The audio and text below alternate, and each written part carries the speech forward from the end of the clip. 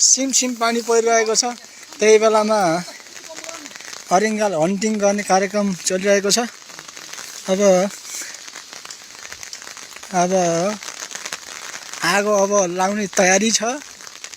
अब आगो लाउँछ हरिङ्गालको गोलो।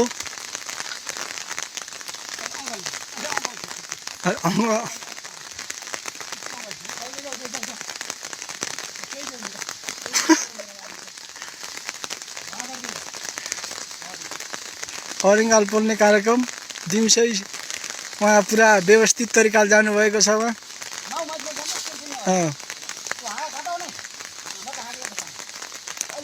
माथि जाऊ पारि माथि